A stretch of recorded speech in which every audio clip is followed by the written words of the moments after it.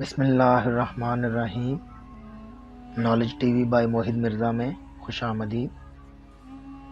تیسری صلیبی جنگ انگلینڈ کے بادشاہ رچرڈ اول اور سلطان صلاح الدین ایوبی کے درمیان لڑی گئی تھی۔ سلطان یروشلم پر قابض ہو چکا تھا۔ رچرڈ پورے یورپ کا خوفناک لشکر تیار کر کے فلسطین فتح کرنے کے لیے ارض مقدس پہنچ گیا۔ یہ 1157 میں پیدا ہوا تھا۔ 1199 میں برطانیہ اور فرانس کا بادشاہ بنا تھا، اور یہ اپنی بہادری، شجاعت اور عسکری ذہانت کی وجہ سے شیر دل کہلاتا تھا۔ یہ گریٹ ملٹری لیڈروں کی فہرست میں بھی شامل تھا۔ 16 سال کی عمر میں کمانڈ شروع کی اور اپنی بہادری سے دشمنوں کا دل موہ لیا۔ وہ سلطان صلاح الدین ایوبی کو اپنا سب سے بڑا دشمن سمجھتا تھا، چنانچہ وہ 1191 میں سلطان کو شکست دینے اور یروشلم پر قبضے کے لیے ارسوف پہنچ گیا۔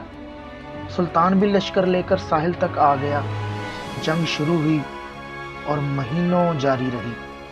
عیسائی لشکر نے صلیبیں اٹھا رکھی تھی، جبکہ مسلمان ہلال اور کلمے کا پرچم اٹھا کر لڑ رہے تھے۔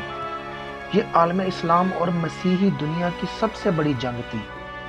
مورخین کا خیال ہے چوتھی صلیبی جنگ بھی ہوگی اور یہ دنیا کی آخری جنگ ہوگی۔ اس جنگ میں سلطان صلاح الدین ایوبی کے اور شیردل کے درمیان دو ایسے واقعات پیش آئے جس کی وجہ سے یہ جنگ اور سلطان صلاح الدین ایوبی ہمیشہ کے لیے امر ہو گئے۔ آج بھی تاریخ کے طالب علموں کو ارسوف کا نام یاد نہیں ہوگا۔ رچرڈ شیردل نے کون سی صلیبی جنگیں لڑی تھیں لوگ یہ بھی بھول جاتے ہیں، مگر جنگ کے دوران دو واقعات 1000 سال سے لوگوں کی یادداشت کا حصہ ہیں۔ پہلا واقعہ رچرڈ شیردل کی بیماری تھی۔ مسیحی فوج کا کمانڈر جنگ کے دوران بیمار ہو گیا۔ یہ خبر صلاح الدین ایوبی تک پہنچی تو سلطان نے رچرڈ کے صحت یاب ہونے تک جنگ بھی روک دی اور اسے پھلوں اور ادویات کا تحفہ بھی بھجوا دیا۔ مسیحی فوج یہ سلوک دیکھ کر حیران رہ گئی۔ دوسرا واقعہ پہلے سے زیادہ دلچسپ اور سبق آموز تھا۔ جنگ کے دوران رچرڈ شیردل کا گھوڑا مر گیا۔ وہ گھوڑے سے نیچے گر گیا۔ سلطان صلاح الدین ایوبی یہ منظر دیکھ رہے تھے۔ سلطان نے اسے نہ صرف اپنا گھوڑا بھجوا دیا بلکہ اسے اپنے جوانوں کی حفاظت میں اس کے سپاہیوں کے درمیان بھی پہنچا دیا۔ آپ اندازہ کیجئے سلطان یہ سلوک کس کے ساتھ کر رہا ہے؟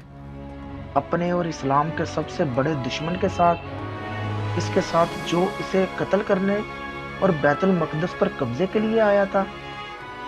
یہ سلوک بعد ازاں دونوں فوجوں کو معاہدے کی طرف لے گیا۔ سلطان صلاح الدین ایوبی اور رچرڈ شیردل کے درمیان 1192 میں معاہدہ رملہ ہوا۔ مسیحی فوج نے بیت المقدس پر مسلمانوں کا قبضہ تسلیم کر لیا اور سلطان نے عیسائیوں کو یروشلم میں آنے اور عبادت کرنے کی اجازت دے دی۔ تیسری صلیبی جنگ ختم ہو گئی، لیکن دشمن کے ساتھ اعلیٰ ظرفی ہمیشہ ہمیشہ کے لیے امر ہو گئی۔